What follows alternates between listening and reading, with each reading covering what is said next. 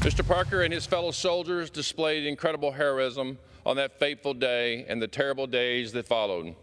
Their courage and patriotism represent the very best of the American spirit.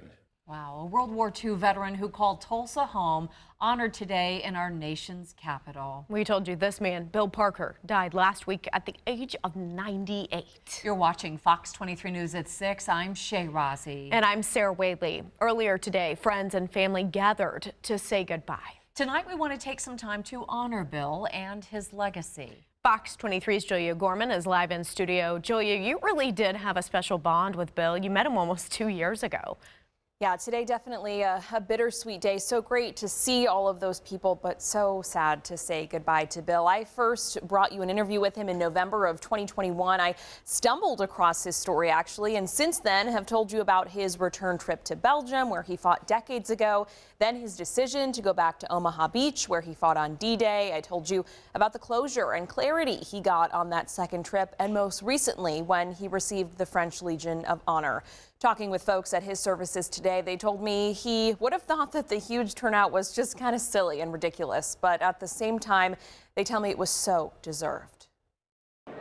Living to an incredible 98 years old, father, grandfather, great-grandfather, World War II veteran, Purple Heart recipient, and friend, Bill Parker's life was honored by hundreds of people at Skiatook Church of Christ.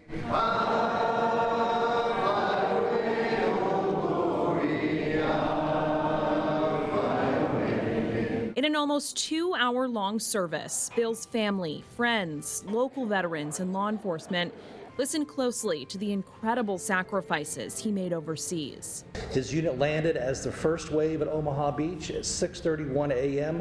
on June 6, 1944. The pain he carried for most of his life once he came back home. His eyes witnessed the carnage and the waste of life that war brings, and he paid the price of living with that heavy burden. And the full life he lived as an Oklahoma cowboy and husband for more than 70 years. When you needed him, he was there. Even when you didn't need him, I think he was there. Close friend to Bill and fellow veteran David Rule. He was a good friend. Gonna miss him. At his final resting place,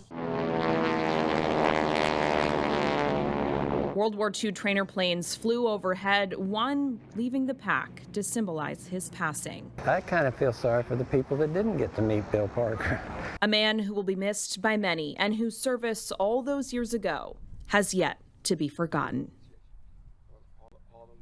Now, a representative for U.S. Congressman Kevin Hurd shared that speech you heard at the top of the hour at Bill's funeral today so that everyone could hear it. It really was such an honor. I will be sure to include that in this story on Fox23.com. In studio covering news that matters, I'm Julia Gorman, Fox 23 News.